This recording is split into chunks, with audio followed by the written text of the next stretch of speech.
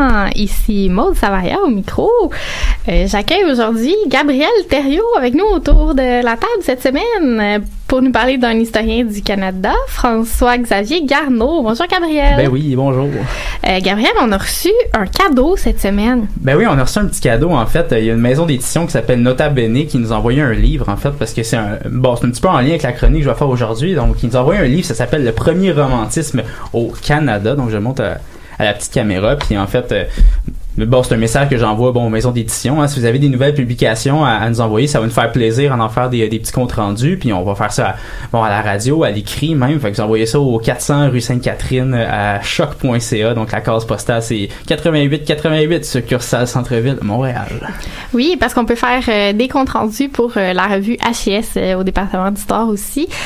Donc Histoire, idées, société, qu'on vous invite à aller aimer sur Facebook et à aller consulter. Il y a plein d'articles de Gabriel aussi, on va vous en partager un lundi à voir. Donc, il y a aussi Vicky Laprade de retour parmi nous pour un pan de l'histoire de l'Irlande. Bonjour Vicky. Bonjour.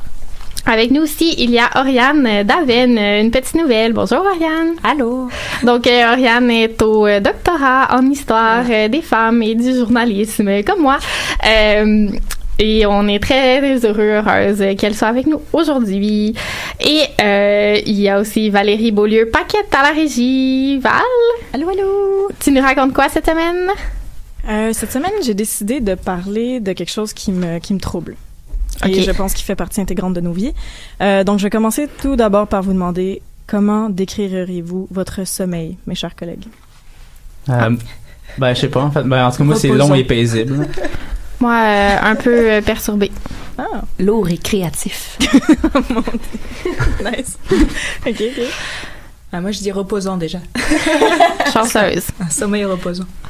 Cool. Eh bien, moi, je trouve que dormir 8 heures d'affilée, ça peut devenir comme une obsession. C'en est une dans ma vie. Puis c'est comme le saint Graal que tout étudiant recherche en vain. Eh bien, aujourd'hui, je suis là pour vous rassurer. Mon fait historique repose sur un livre de Roger Eckhart sur le sommeil avant l'ère industrielle qui s'intitule At Day's Close, Night in Times Past. Saviez-vous ça, vous autres, qu'avant le 19e siècle, les gens dormaient aussi 8 heures de temps, mais en 2 blocs de 4 heures avec une période d'éveil d'environ 1 heure ou 2 entre les deux.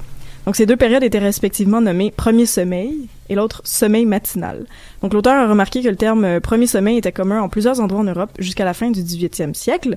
On en trouve des preuves dans des journaux intimes, des dossiers judiciaires, des livres de médecine, ainsi que la littérature. Par exemple, il y a des recueils de prières exclusivement pour cette courte période d'éveil. Donc, durant la période active de leur nuit, les gens se levaient pour aller aux toilettes, fumer du tabac et même rencontrer les voisins. Les moins actifs restaient au lit pour lire, prier ou encore se galvaniser le gigot avec son partenaire de couchette. Ah, si vous savez pas qu'est-ce que ça veut dire, écrivez-nous, on va vous l'expliquer. Donc bref, pour aller plus loin, au début des années 90, il y a un psychiatre du nom de Thomas Ware de l'Institut national de santé mentale au Maryland qui a mené une expérience sur le sommeil dans le but de reproduire un semblant de sommeil préhistorique ou pré-industriel sans lumière artificielle. Les participants se voyaient plonger dans le noir pour une période de 14 heures tous les jours pour un mois. Puis étonnamment, une fois habitués à ce rythme-là, le cycle de sommeil des gens a changé, puis ils dormaient en 2 segments de 4 heures naturellement, ce qu'on appelle aujourd'hui le sommeil bimodal ou biphasique. Donc, si jamais vous vous réveillez toujours en pleine nuit et que vous faites de l'anxiété, dites-vous que c'est peut-être juste une résurgence d'un cycle de sommeil qui a longtemps fait partie du rythme circadien des humains. Donc, si on se lève en pleine nuit, on peut peut-être aller écrire un petit peu notre mémoire ou notre thèse. Exactement. Profitez-en. Laissez ça sortir de votre tête puis revenez au dodo après. Bon truc. Merci, Val. Je vous ai aussi juste présenté 2 chroniqueuses, mais la 3e chronique, ça va être moi. Et je vais vous parler d'une journaliste américaine au tournant du 20e siècle qui s'appelle Nellie Bly. Mais ce sera pas tout de suite. Ça va être à la fin de l'émission. On va poursuivre avec Gabriel. Tu nous parles de notre cher historien FX. Garneau, de son petit nom. Moi, j'aime ça donner des surnoms aux gens. Ah, moi aussi, je dis FX, ça va plus vite. Ouais, c'est ça. Donc, qui a construit un discours sur la nation canadienne-française. Ouais, en fait, un grand, mythe national. En fait, c'est comme le récit national qu'on utilise encore aujourd'hui puis qu'on essaie toujours de déconstruire. En fait, je suis quand même très content aujourd'hui de m'entretenir avec vous à propos de cet historien national, donc FX Garneau. Donc, cet historien a une place centrale au sein de mon mémoire de maîtrise, mais pas comme une référence historiographique, parce qu'on le sait, ses écrits ont été longtemps remis en question au cours des dernières décennies, et je peux pas dire au cours des derniers siècles, ça fait quand même longtemps qu'il est écrit. Donc en fait, comme plusieurs le savent, puis c'est pas tout le monde qui le sait en fait, là, donc je m'intéresse à la présence du fleuve Saint-Laurent dans l'imaginaire collectif québécois. Donc, mais que diantre avons-nous à faire avec François-Xavier Garneau ainsi que les autres historiens de son époque?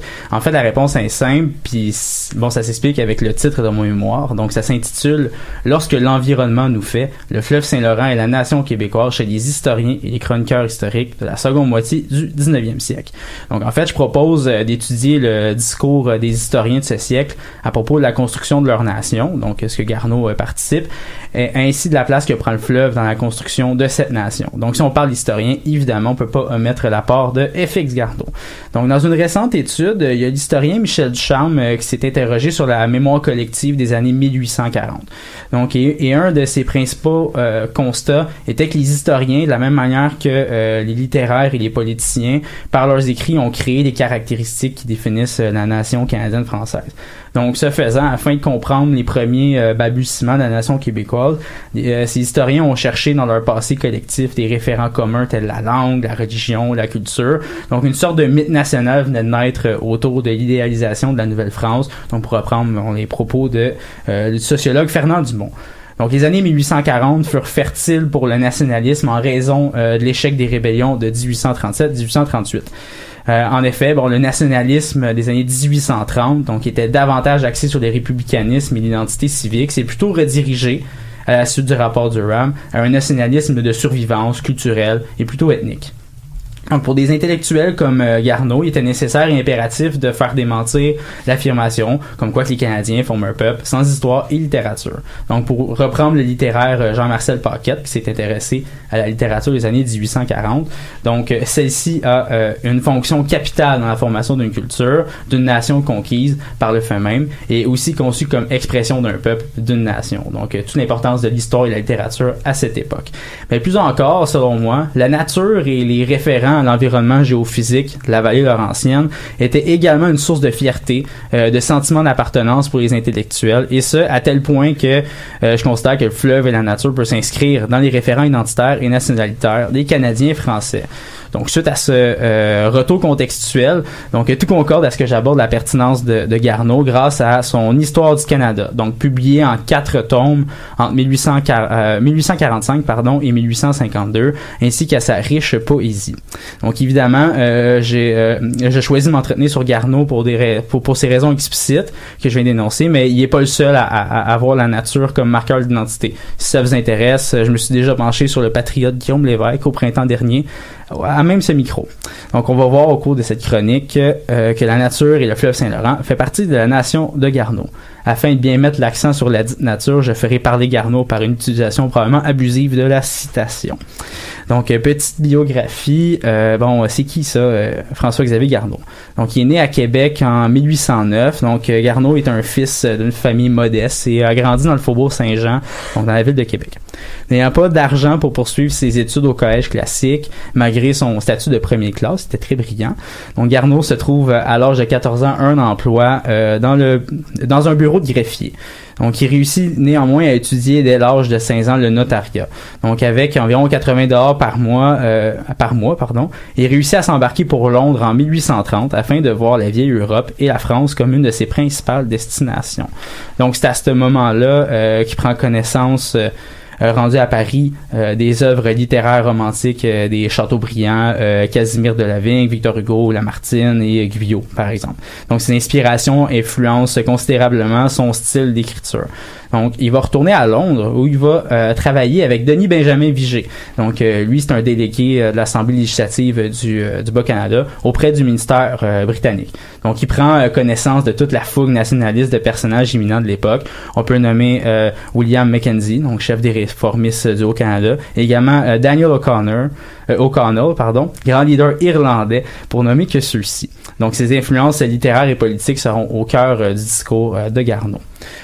Donc maintenant, discutons plus particulièrement de son œuvre. Donc, à son retour au pays laurentien en 1833, c'est marqué par une nostalgie du pays, ainsi que d'une ébullition de ses sentiments républicains. On se rappelle, les années 1830 au Bas-Canada sont marquées par les féroces luttes constitutionnelles et de l'omniprésence d'un nationalisme civique. Donc, un de ses poèmes, intitulé « Le Voyageur », est caractéristique de cette nostalgie. Donc, formulé comme une élégie, donc c'est un poème lyrique et mélancolique, Garneau représente son attachement à son pays, exprimé par ses références à la nature. Donc, les références aux actions de la nature réveillent en lui les sentiments d'ennui et de douleur. Donc, voici un passage marquant. Début de la citation. « Je laissai donc ces bords où, profonds et sublimes, roulent du Saint-Laurent les flots majestueux. J'entends encore gronder dans les sombres abîmes du fier Montmorency les rochers écumeux. » Donc, la patrie, pour Garneau, c'est la nature qui la caractérise. Aussi, dans un autre registre, les référents au républicanisme et à la liberté sont beaucoup plus présents lors des rébellions, évidemment. Donc, en 1837, Garneau met de l'avant la nature dans ce qui représente la liberté du peuple. Donc, à cet effet, le poème « Au Canada, pourquoi mon âme est-elle si triste ?» convient très bien à ce que j'essaie de défendre. Donc, citons-le de nouveau avec ce passage qui est assez intéressant. « Ton ciel est pur et beau, tes montagnes sublimes, élançant dans les airs les verdoyantes cimes. Tes fleuves, tes vallons, tes lacs et tes coteaux sont faits pour un grand peuple, un peuple de héros. À grands traits, la nature a d'une main hardie tracé tous ces tableaux, œuvre de son génie. » Donc, je trouve assez intéressant l'idée de liberté associée à la nature, grandiose et libre, évidemment, comme le peuple pourrait l'être. Cependant, à la suite de l'échec des rébellions, le ton de Garneau cible toujours la nature, mais beaucoup plus mélancolique et empreinte de désolation. La période de 1840 jusqu'aux années 1940, qu'on surnomme le grand hiver de la survivance, s'explique bien par ce poème où les saisons, en particulier l'hiver, fait son chemin dans la caractérisation de la nation vaincue. Donc, j'ouvre les guillemets. Là-bas, à l'horizon, comme un fantôme immense, l'hiver semble couvrir les cieux. Le vent devant son front roule avec violence. Les flots épars de ses cheveux, de longs glaçons pendent à ses paupières. Dans les airs bat sa robe de frimas. Le jour pâlit sous ses regards sévères et la tempête enveloppe ses pas. Les flots ont disparu, partout la terre blanche entoure les sombres forêts. Du sapin vers le sol bas s'incline la branche que chargent des frimas épais. Là, la fumée en rapide nuage s'élève et fuit au-dessus des hameaux. Tandis qu'ici, de pesants attelages à petits pas font gémir les coteaux. Fin de la citation. Wow, merci Gabriel pour cette belle déclamation. Ben oui, moi c'était beau. C'était très bien dit. Hein? Mais oui, mais après ça, on se demande, c'est dans la suite logique, il y a mon pays, ce n'est pas un pays, c'est l'hiver. Ben oui, en fait, c'est ça. Puis tu sais, vraiment, c'est genre les grands poètes des années 60 vont s'inspirer de ce romantisme-là du 19e siècle. Puis évidemment, bon, eux aussi s'intéressent à la nature. C'est sûr que c'est pas le propos de mon mémoire, mais c'est évident qu'on puisse s'y intéresser. Mais là, bon, j'ai parlé de poésie, mais après ça, l'histoire, hein, parce que dans les années 1840, c'est là qu'il va écrire son Histoire du Canada. Donc, en 1845, paraissait le premier livre d'Histoire du Canada. Donc, une première synthèse sous la formule de la découverte jusqu'à nos jours.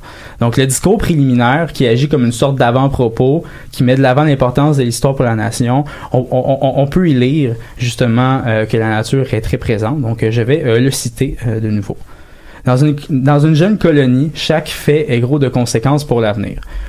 L'on se tromperait fort gravement si l'on ne voyait pas dans le planteur qui a bâti les forêts, qui couvrait autrefois les rives du Saint-Laurent, qu'un simple bûcheron travaillant pour satisfaire un besoin momentané.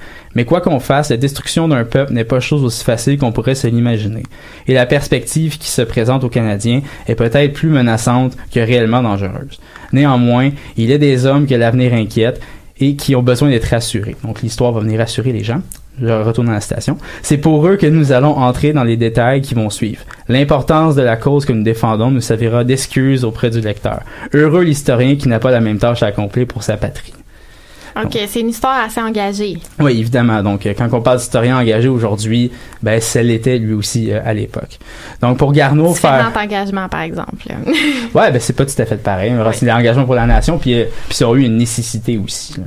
Donc, pour Garneau, faire l'histoire du Canada, c'est faire l'histoire de la nation et de facto écrire la nation. Donc, si on s'intéresse plus précisément au contenu factuel de son histoire du Canada, plusieurs passages sont explicites, du regard contemporain que porte Garneau sur le fleuve, mais également la position centrale qu'occupe le Saint-Laurent dans le développement de la future nation. Donc, pour mettre en contexte, ce passage évoque les premières impressions de Jacques Cartier pendant qu'il naviguait sur le fleuve. Donc, je cite Garneau. Cartier, après avoir reconnu le fleuve jusqu'au bassin de Québec, voyant la saison avancer, prit la résolution hardie d'y passer l'hiver. Cet endroit du Saint-Laurent est, à cause de ses points de vue, l'un des sites les plus grandioses et les plus magnifiques de l'Amérique.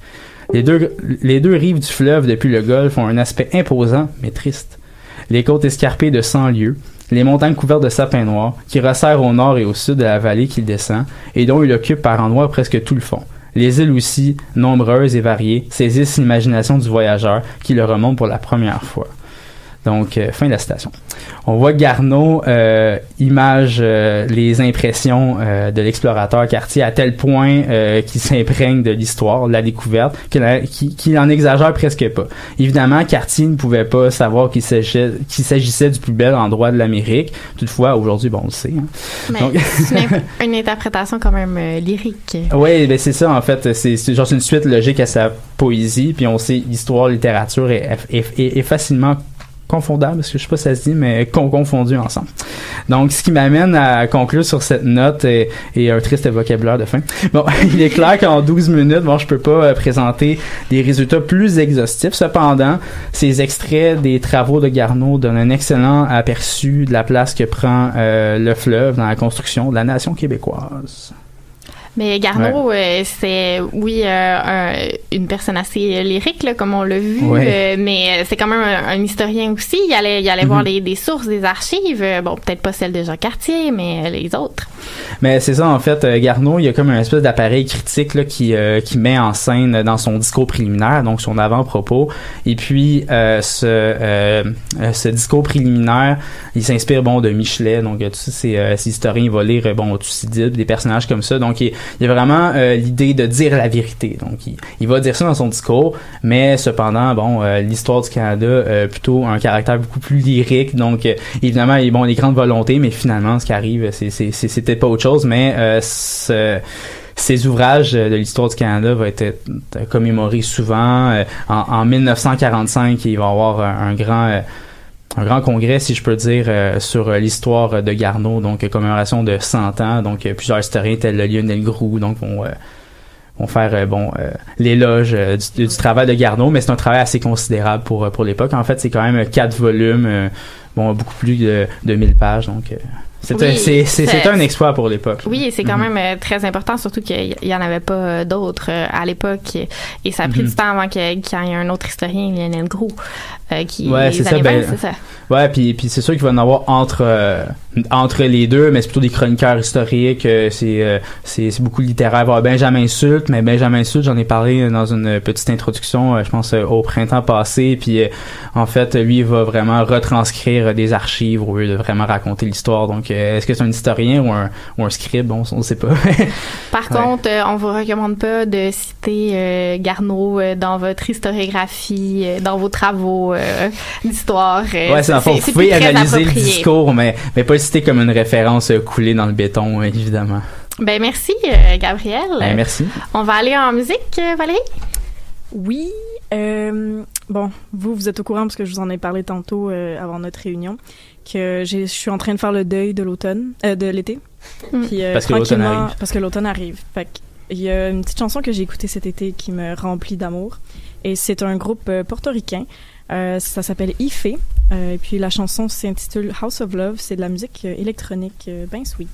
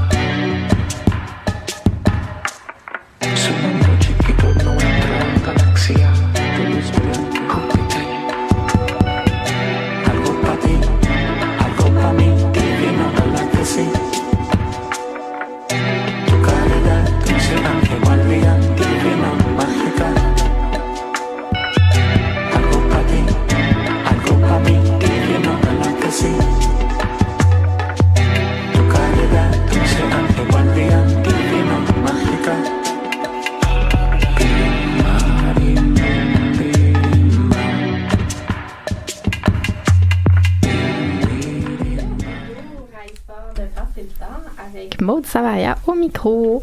Nous allons poursuivre tout de suite, si t'es prête, avec Vicky qui nous parle de la participation des femmes dans un conflit agraire en Irlande au 19e siècle.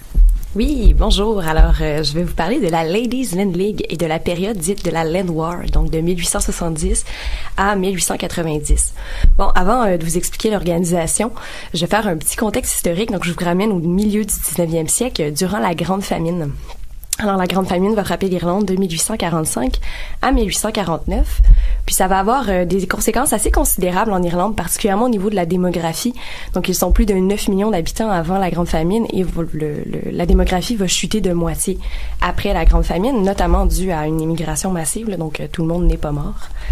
Alors, oui, donc ce que ça va faire, en fait, la Grande Famine, c'est que ça va participer à renforcer les clivages entre Anglais et Irlandais et l'irlandophobie des Anglais. Donc, d'une part, parce que les Irlandais vont voir des navires chargés de denrées alimentaires quitter l'île en période de famine et dans les périodes subséquentes de disette.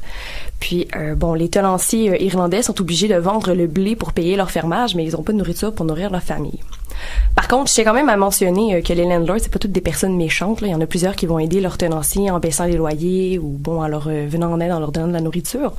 Mais tout de même, il va y avoir une dévaluation de la terre qui va emmener les landlords à vendre leur domaine, ce qui va amener une aristocratie foncière nouvelle à s'installer en Irlande et prendre possession de la majorité des terres. Puis c'est cette aristocratie-là qui va se montrer la plus dure, un comportement que certains historiens vont qualifier de inhumain, en fait, envers les fermiers. Donc, si ça peut vous donner une idée de la situation, en 1870, il y a 750 personnes qui possèdent la moitié de la terre en Irlande. Alors, c'est quand même pas beaucoup de monde. Hein. Puis, ce sont beaucoup des absentees, donc des landlords qui vivent pas en Irlande et qui laissent le soin de s'occuper de leurs terres à d'autres. Alors, quoi qu'il en soit, donc ces nouveaux landlords-là vont s'installer, puis ils vont poursuivre les évictions, qui sont de plus en plus nombreuses, parce que les fermiers n'arrivent pas à payer leur loyer. Donc, en 1879, il y a 6 000 évictions qui sont recensées, et en 1880, c'est plus de 10 500. En conséquence, on va voir les premières agitations agraires en Irlande, et ça va être le début vraiment de la Land War. Alors, la situation continue de s'aggraver, plusieurs années de disette vont frapper l'Irlande, puis il y a deux hommes, Michael Davitt et Charles Stewart Parnell, qui vont fonder la Land League, ou Ligue agraire en français. Alors, ils vont reprendre un petit peu les mêmes revendications qu'il y avait au tournant des années 1850 après la Grande Famine. Ils vont notamment réclamer ce qu'on appelle les 3 F, donc Fair Rent, Fixity of Tenure and Free Sale. Puis ils vont mettre en place des moyens de pression notamment la quarantaine. Alors, ce n'est pas la quarantaine qu'on entend aujourd'hui. Petite anecdote. Donc, la quarantaine, ça consistait à ne pas parler aux gens qui reprenaient les fermes des gens qui avaient été évincés, de ne pas acheter leurs produits, bref, vraiment de les ignorer. Et la première victime de la quarantaine se nomme Charles Boycott, d'où l'expression to boycott ou boycotter. Bref. On apprend des choses. Tout. Alors, la Land League va mener une opposition qui est un petit peu plus passive en ayant recours, par exemple, à l'obstruction aussi à la Chambre des communes. Donc, on va mettre fin à cette pratique-là en 1881, après une séance qui a duré plus de 46 heures de discours non interrompus. Donc, les parlementaires irlandais vont lire des longs versets de la Bible, des longues citations pour empêcher la Chambre d'avancer dans ses dossiers. Donc, finalement, les âgés de la fèche, ça va. Hein? Ouais. 46 heures, c'est pas mal long. Donc, le gouvernement est exaspéré, il est à bout, alors il va déclarer la Land League illégale et va faire arrêter les principaux leaders, dont David et Charles Stewart Parnell. Alors, on va se tourner vers les femmes, mais je tiens à le mentionner, elles sont pas restées passives et inactives durant tout ce temps, puisqu'en 1880, à New York, elles ont organisé l'Irish Land League Famine Relief Fund. Donc, c'est une association qui est dirigée par Delia, Anna et Fanny Parnell, les sœurs et la mère de Charles Stewart Parnell, qui sont américaines. Et à ce moment-là, le rôle de la Ladies Land League, c'est surtout de ramasser des fonds aux États-Unis ou au Canada et de les envoyer en Irlande pour soutenir les tenanciers. Puis, il va y avoir plusieurs branches qui vont être créées à travers l'Amérique du Nord, mais il n'y en a aucune en Europe. Alors, Fanny Parnell va faire pression sur les Irlandaises afin qu'elles créent des associations similaires en Irlande, mais ça reste sans écho. Les Irlandaises ne réagissent pas. Faut comprendre que, l'Irlande est un petit peu plus conservatrice que l'Amérique du Nord à ce moment-là, et la vie est extrêmement régie par des mœurs religieuses, ce qui fait que les femmes qui choisissent en fait d'être engagées, s'exposent à de dures critiques publiques, mais également à l'hostilité et même au rejet de leur famille. Donc, elles n'ont pas réellement envie de prendre part à des mouvements. Toutefois, en 1881, un petit peu avant que les leaders de la Land League ne soient arrêtés, donc Charles Stewart Parnell et Michael Davitt, ils vont envoyer une lettre à Anna Parnell, qui à ce moment-là n'a que 28 ans, donc elle est très jeune, et ils vont lui proposer de venir en Irlande occuper des charges importantes. Elle ne sait pas ce qu'elle va faire et elle le relate dans ses mémoires d'ailleurs, parce que la lettre lui dit simplement de venir, qu'on a besoin d'elle pour occuper des postes dans un bureau. Alors elle se rend en Irlande et elle apprend qu'elle va devoir en fait gérer tout le mouvement parce que les hommes sont en prison et que tout repose sur elle. Faut dire que quand Michael Davitt a écrit la lettre, ça n'a pas été bien accueilli dans la Land League. Les hommes n'étaient pas vraiment d'accord à ce que les femmes participent et surtout ils voulaient pas reposer tous leurs efforts sur des femmes, mais bon, ça va finir par être accepté parce qu'il n'y a pas vraiment d'autres solutions. Il y a personne d'autre qui peut reprendre le mouvement. Alors d'ailleurs, Davitt va dire à ses homologues, et je le cite, qu'il ne pouvait trouver de meilleurs alliés que les femmes pour une telle tâche, parce qu'elles sont, dans certaines situations d'urgence, plus dangereuses pour le despotisme que les hommes. Elles ont plus de courage parce que moins de scrupules, quand et où leurs meilleurs instincts sont sollicités par une cause militante, juste dans un combat contre un méchant ennemi. Donc le méchant ennemi ici, c'est l'Angleterre. Alors, plus tard dans ses mémoires, Anna va d'ailleurs écrire, comme je l'ai mentionné, que quand elle est arrivée, elle était très découragée par la tâche qui l'attendait, mais elle va tout de même tout prendre en charge. Alors, Anna Parnell et ses consorts vont se montrer très critiques à l'égard des hommes de la Land League, jugeant qu'ils ont offert une résistance de façade et en fait bien peu de moyens aux tenanciers de s'en sortir. Puis elle va notamment critiquer la charité et l'obstruction en jugeant que c'est pas des méthodes qui sont suffisantes. Alors sous sa direction, le mouvement va prendre une orientation nouvelle.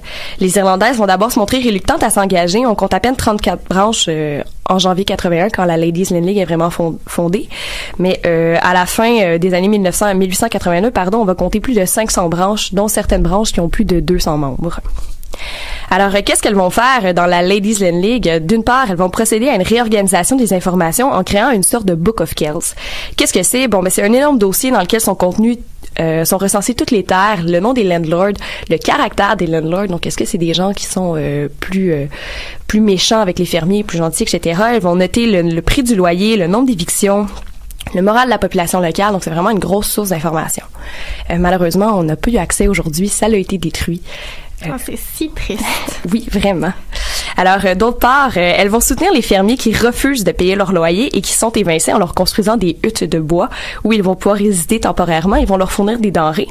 Elles vont également poursuivre le boycottage et encourager la consommation locale. Donc, on refuse d'acheter les produits importés d'Angleterre, même si, généralement, c'est des denrées, en fait, qui ont été exportées d'Irlande et ramenées pour être vendues aux Irlandais. Alors oui, c'est à peu près ça qu'elles font. Elles vont aussi tenir un journal hebdomadaire, puis elles vont transférer tous les fonds qu'elles ramassent en France pour éviter que les autorités anglaises ne les saisissent et d'autre part pour empêcher les meneurs de la Land League d'avoir leur mot à dire sur les fonds. Donc leur engagement va leur valoir le soutien de la population plus vulnérable, donc des plus pauvres, mais elle va bien vite être condamnée par l'Église. Puis le mouvement va aussi être condamné par la Land League. Donc les hommes ne sont pas d'accord avec comment les femmes gèrent le mouvement. À un certain point, les autorités anglaises vont tenter d'étouffer le mouvement en arrêtant encore une fois les leaders de la Ladies Land League. Donc cette fois, c'est la première fois qu'il y a des femmes en Irlande qui sont arrêtées pour des motifs politiques et qui vont faire de la prison. Ça va provoquer la colère, en fait, des hommes de la Land League. C'est vraiment inacceptable que des femmes aient en prison. Puis, ils vont essayer de se distancer à partir de ce moment-là de la Ladies Land League. Donc, oui. Alors, le gouvernement va mettre en place des mesures de plus en plus coercitives pour empêcher la population de payer leur loyer, pour obliger, la population à payer leur loyer. Mais ça va avoir pour effet d'engendrer des réactions assez violentes parmi les populations les plus pauvres. Puis cette violence-là va de nouveau être attribuée à la Ladies Land League. On va notamment leur reprocher de stimuler, en fait, des réactions violentes, d'encourager ce genre de comportement. Paradoxalement, comme je l'ai dit, la Land League essaie de se distancer de la Ladies Land League. Alors, en cachette, pendant qu'ils sont en prison, Charles Stewart Parnell et le gouvernement anglais, en fait, vont commencer à entrer dans des négociations. Donc, c'est des négociations avec le premier ministre Gladstone qui vont mener au traité de Kilmainham du 2 mai 1882. Qu'est-ce que ça fait, ce traité-là? Grosso modo, ça va donner du pouvoir un petit peu aux tenanciers en leur permettant d'avoir des loyers plus justes. Et ça va aussi libérer les leaders de la Land League qui sont tous... ils sont tous libérés, en fait, le 4 mai. Puis, dès qu'ils sont libérés, ils vont essayer de mettre fin à la Ladies Land League. Je tiens à mentionner que les femmes de la Ladies Land League, dans leur mémoire, reconnaissent avoir été très soulagées de pouvoir enfin quitter le mouvement puis donner les rênes aux hommes, pas parce qu'elles n'étaient pas en mesure de remplir leurs tâches, mais parce qu'elles étaient tannées et exténuées de faire tout ça. Puis bon, elle faisait des tournées de l'Irlande et elle se mobilisait énormément. Alors alors c'est ça. Donc la Land League et la Ladies Land League vont rentrer à leur tour dans des négociations. Donc d'une part, elles vont demander à pouvoir conserver une certaine partie des fonds puis continuer de gérer, mais les hommes ne seront pas d'accord et vont demander aux femmes de la Ladies Land League de transférer l'argent dans les fonds de la Land League. Donc ça va traîner un petit peu en longueur, puis finalement à l'été 1882, la Ladies Land League est finalement dissoute, tous les fonds sont transférés à la Land League et les femmes vont se retirer complètement du mouvement. Ce qu'il faut retenir, je pense, de la Ladies Land League, c'est que c'est une association qui est quand même très importante puisque c'est la première fois que les femmes créaient et géraient une organisation politique en Irlande. Elles vont donc laisser un précédent qui va permettre à d'autres femmes de participer puis de s'impliquer dans des mouvements politiques, notamment durant le mouvement nationaliste du 20e siècle. Puis d'ailleurs, les moyens de pression qu'elles ont utilisés, donc la consommation locale, le boycottage, puis tout ça, ça va être repris par les nationalistes et les indépendantistes au courant des siècles à venir. Et Monsieur Boycott, évidemment. Et Monsieur Boycott, évidemment. Mais ça a été utilisé pendant les rébellions de 1837-38 ici au Bas-Canada aussi. Mm-hmm. Ouais, ben, évidemment avant, mais... Ouais, c'est avant. Non, mais c'est avant. c'est ça, c'est pas... Du coup, c'était pas du boycottage à l'époque. Oh, non, c'est la quarantaine. Ouais, mais ils vont quand même, oui, alors c'est ça, elle laisse un précédent, puis en fait, il y a d'autres associations qui vont être créées, qui vont reprendre toutes ces méthodes-là. Est-ce que ces mêmes femmes vont, oui, je suis ici. Oui. Est-ce que ces mêmes femmes vont s'investir ou en tout cas s'investir politiquement dans d'autres mouvements? Est-ce que tu peux suivre un peu la trace de ces femmes-là qui vont créer d'autres organisations? Alors, en ce qui concerne les sœurs Parnell, elles vont énormément se retirer de la vie publique. Donc, Fanny écrivait beaucoup de poèmes. Elle va continuer de le faire, puis elle va donner des fonds, de l'argent anonymement à d'autres groupes féministes. Anna Parnell, je crois qu'elle décède peu de temps après, là, je me rappelle pas exactement, donc non. Mais il y a plusieurs femmes qui participaient activement à la Ladies Land League qui vont créer de nouvelles associations, dont Lénine Naira, dont je vous ai parlé au printemps dernier. Alors elles vont s'investir à nouveau dans des associations, mais comme la Ladies Land League était vraiment gérée que par des femmes, ça va créer des petites tensions puisque parfois les hommes vont s'insérer dans les autres organisations. Alors oui, il y a quand même beaucoup de femmes qui vont continuer en fait de manifester et d'être impliquées. Mais j'imagine que ça s'appelait pas féministe à l'époque, c'était féminin mais pas féministe. À partir de 1900, on parle de féminisme. Un petit peu avant ça, pendant la Ladies Land League, on réfère vraiment pas au féminisme. C'est pas un mouvement qui est là pour l'égalité des femmes, c'est vraiment un mouvement qui est là pour défendre les droits des tenanciers et des fermiers. Oui, puis de toute façon, je pense que le mot était pas encore très populaire. Là. C'est devenu populaire plus au tournant du siècle, si je me souviens bien de mon histoire du féminisme. Je te fais confiance. Puis un petit truc peut-être qui va vous intéresser plus, mes collègues historiens et historiennes. En fait, la Ladies Land League, au tournant quand ça a été son 100e anniversaire, donc au tournant de 1980, il y a eu beaucoup de publications autour du mouvement agraire, puis il y en a peu qui faisaient mention de la Ladies Land League. Elle n'a été là qu'1 an et demi, mais tout de même, le mouvement s'est poursuivi parce que les femmes l'ont repris. Alors, ça va donner lieu à des débats historiographiques concernant l'absence de ces femmes-là dans la question agraire. Est-ce qu'on est étonné? Je pense pas, non. Ça nous intéresse, les débats historiographiques. On aime ça. Donc, merci, Vicky. C'est super intéressant. Valérie, en musique? Bon, je continue mon deuil de l'été. Avec, là, on va changer un petit peu le registre. C'est un groupe d'Halifax, donc des petits Canadiens bien de chez nous. C'est un groupe qui s'appelle Cousins. La chanson Thunder du groupe The Palm at the End of the Mind. I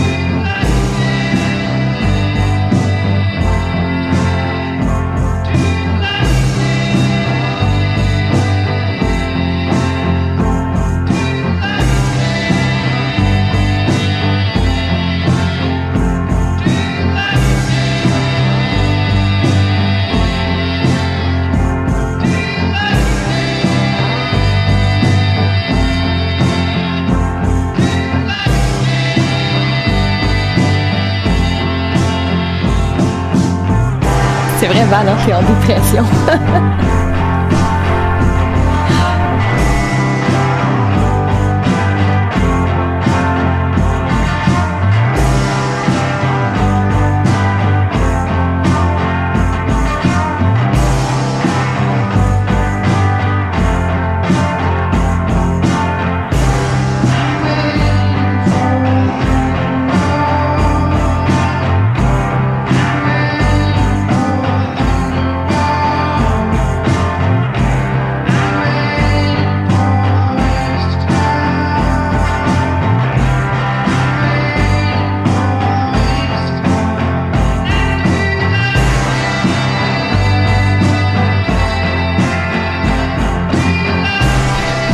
Retour à Histoire de passer le temps avec Maude Savaria au micro. Et rassurez-vous, Valérie n'est pas en dépression pour vrai.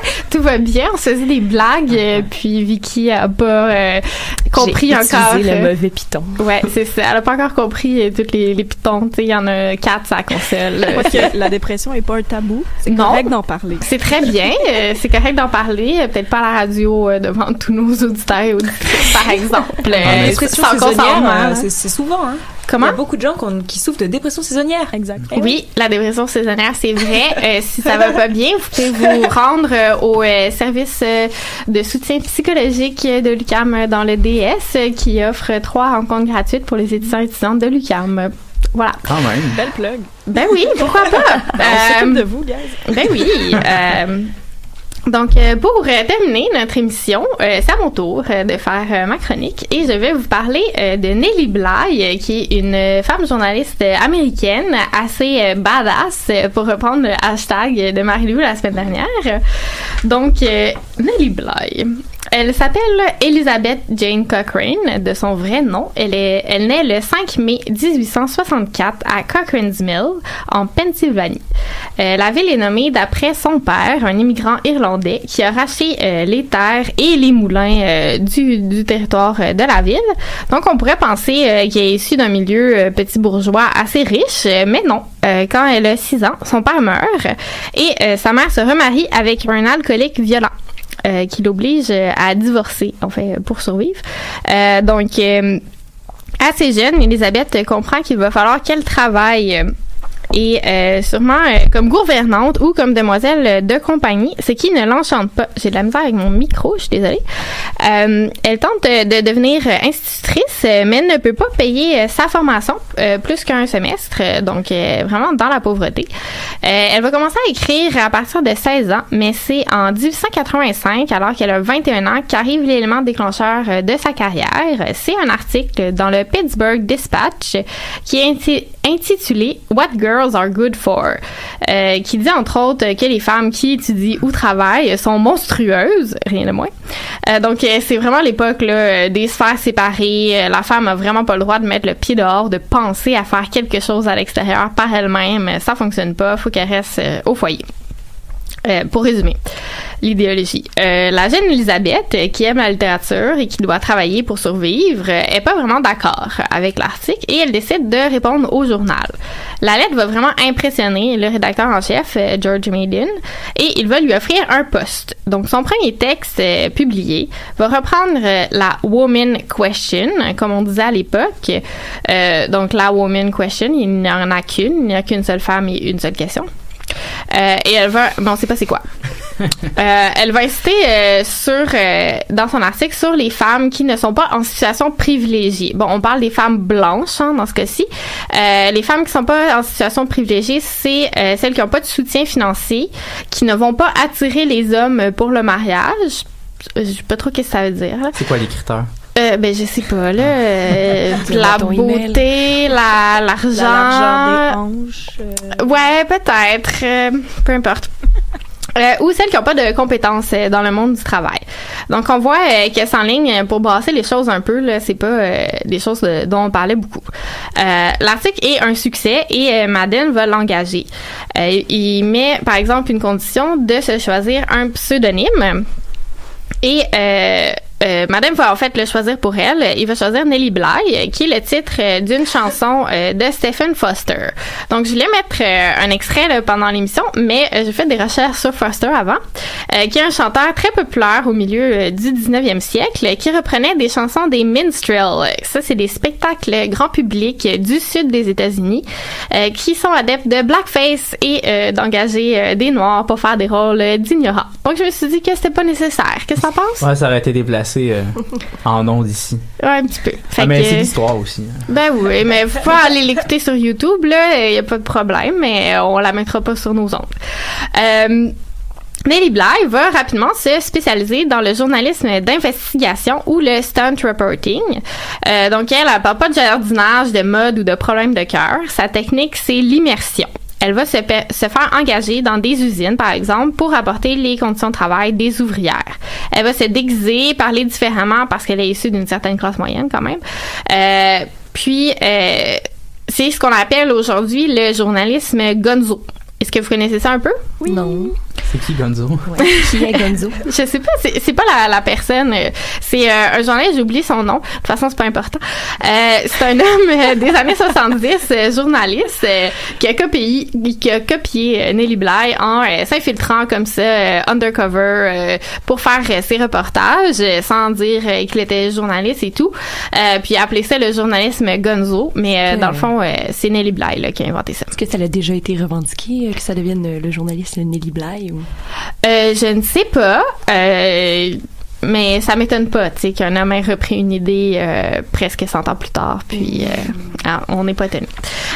Voilà, donc elle va parler des travailleuses de la chaussure et de celles des fabriques de conserve dans la région de Pittsburgh. Et selon les sources, là, elle a deux stratégies. Donc, ça dépend des cas. D'un côté, elle va présenter les travailleuses comme étant des jeunes filles de bonne réputation. Donc, elle va faire des dessins là aussi des jeunes filles dans un lieu qui va pas... parce que les manufactures sont des lieux de perdition. Là, des fois, c'est mix et tout. Donc, elle va essayer de donner une meilleure presse aux ouvrières pour leur permettre de travailler et de dire qu'elles travaillent aussi autant, sinon mieux que les hommes. D'un autre côté, elle va dénoncer aussi le faible salaire et leurs conditions de travail, donc manque de lumière, malpropreté et tout. Ce que les propriétaires des usines sont pas très contents de lire dans le journal, on peut comprendre, c'est de la mauvaise publicité. Donc, ils vont appeler son patron au dispatch pour se plaindre et menacer de retirer les annonces du journal. Et comme les journaux sont financés par les publicités, ça va pas très bien. Pour Nellie Bly. Donc, le rédacteur en chef va lui proposer des chroniques d'art et de théâtre. Elle va en faire quelques-unes, comme une intitulée A Plucky Woman, donc une femme courageuse, le 31 mai 1885. C'est une entrevue avec Miss Auber, qui a décidé de partir un opéra et ça a fait un gros succès alors que tout le monde pensait que ça allait...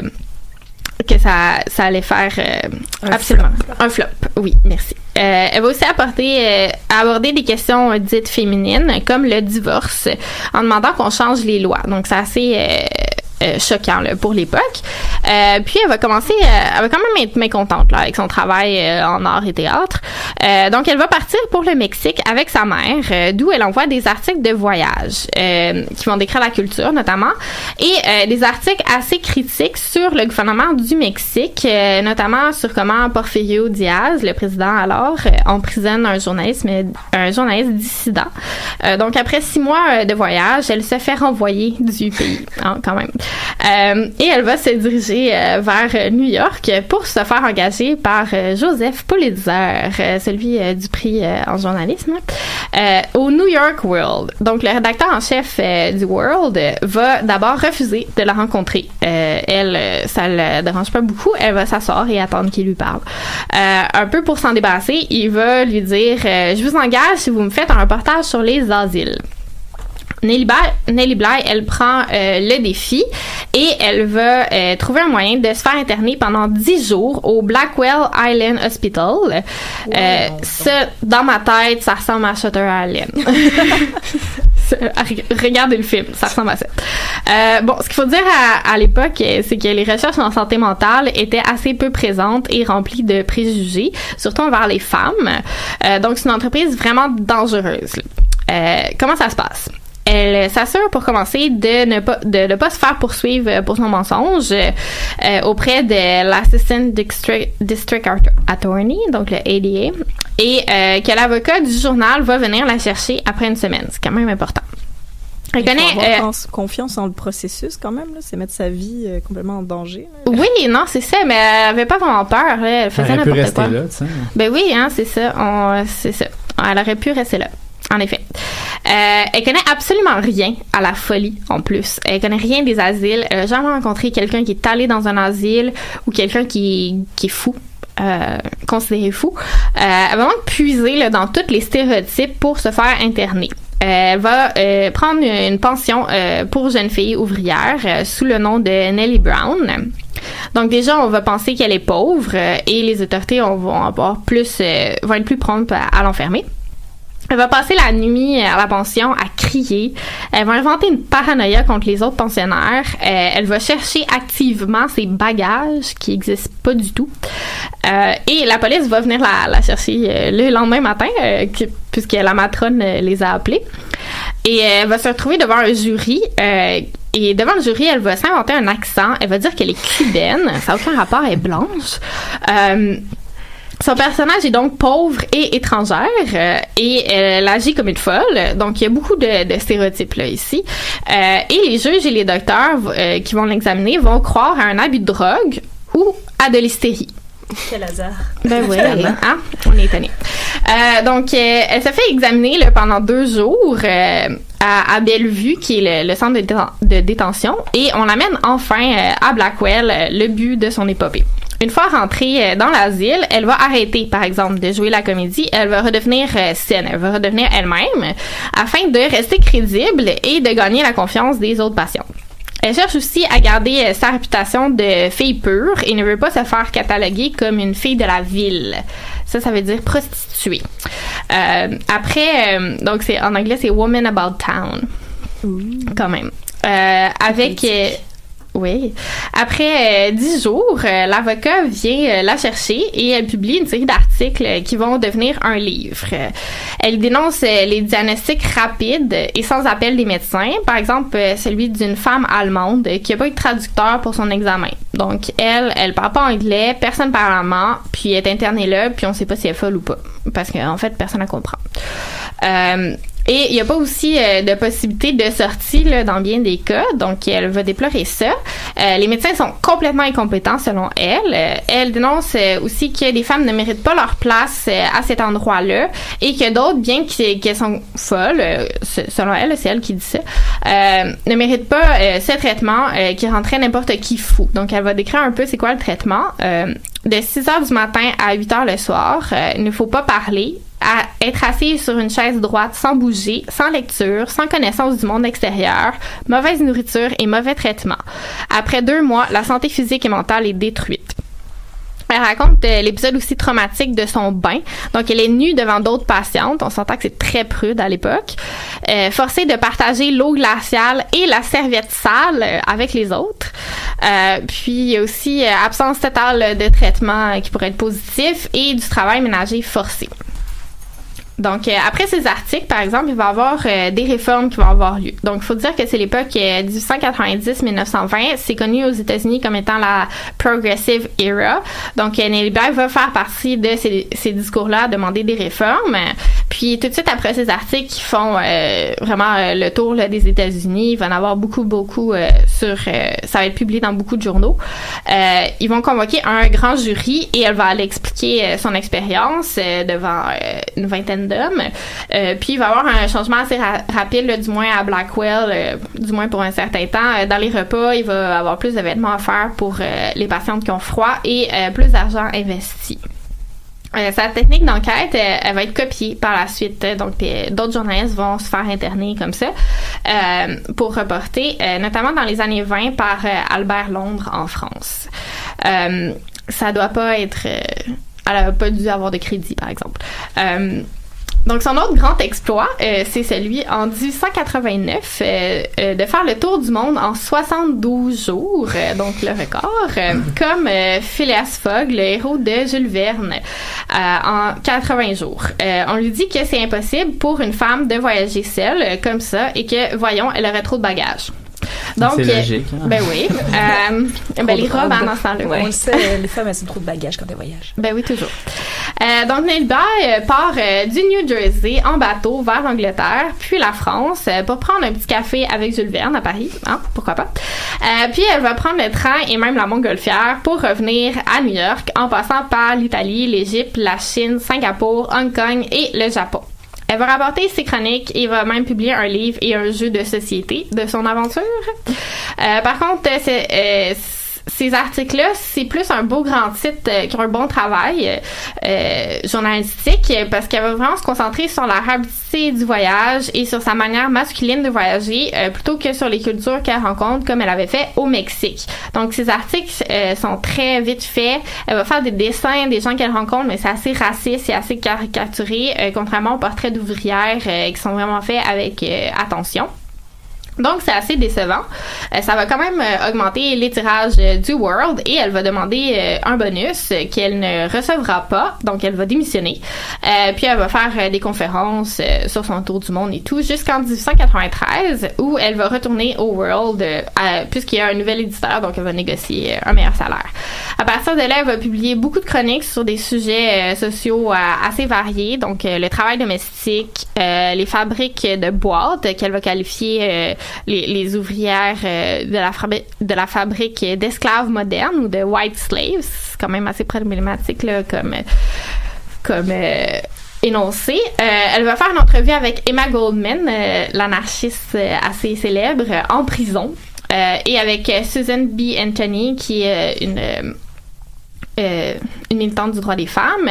Elle va parler des abandons de bébés, d'une grève assez violente avec le chemin de fer Pullman en 1894, de la corruption policière et des jeux à Saratoga qui va amener à des réformes et couvrir aussi la lutte pour le suffrage des femmes et les élections, les conventions démocrates et républicaines. En 1895, elle va se marier à un millionnaire qui a 76 ans alors qu'elle en a 31, Robert Seaman. Un sugar daddy. Oui, qui a une entreprise de bidons de lait et elle va prendre en charge l'entreprise. Elle va faire breveter un bidon en métal et elle va améliorer la condition des ouvriers et ouvrières de son usine. Par exemple, la gestion n'est pas vraiment excellente, donc elle va faire faillite en 1913 et en 1914, elle va partir en Autriche visiter une amie. Mais là, qu'est-ce qui arrive? En 1914? Elle ne peut plus revenir après. C'est la guerre. C'est la guerre. Donc, qu'est-ce qu'elle va faire? Elle va devenir reporter de guerre. Donc, une des premières femmes reporters de guerre et la seule américaine. Et elle meurt le 27 janvier 1922 des suites d'une pneumonie à 57 ans. Et ses collègues vont titrer The Best Journalist in America. Donc, après sa mort, on va surtout se concentrer sur son personnage de journaliste, comment elle était courageuse, là, sans peur, masculine ou virile. Mais ses textes sont aussi vraiment intéressants. Ils sont récemment publiés depuis 2012 seulement et maintenant on essaie de les étudier pour au-delà du sensationnalisme pour voir la voix et la présence publique qu'elle donnait aux femmes qui en avaient pas dans ses articles. Donc voilà mon petit exposé sur Nelly Bly. Ma question là. Oui. Parce qu'elle a une vie assez extraordinaire. Oui. Ça fait très hollywoodien. Oui. Y a-tu un film? Oui, je l'ai pas vu. J'ai vu la bande-annonce sur YouTube. C'est sorti en 2015 et ça s'appelle 10 Days in a Madhouse. Donc, je pense que c'est plus sur l'épisode de son reportage. Donc, à voir. Peut-être on se fera une soirée cinéma, Valérie. D'accord. Yeah! L'invitation est lancée. Oui! Donc, c'est tout pour aujourd'hui, pour histoire de passer le temps. Suivez-nous sur Facebook et sur Twitter. Partagez notre émission. Écoutez-nous sur le live Facebook, sur le site de choc.ca ou en balado. Et merci, Oriane, d'être venue. J'espère que tu vas revenir. Ben, merci à vous. Ouais, je pense que je vais revenir. Super! Ben, Vicky, Gabrielle aussi. Gabrielle, t'es toujours là. Toujours là. Valérie aussi. Bonne soirée! Bonne soirée. Bye bye. Bye. Qu'est-ce qu'elle a écrit après?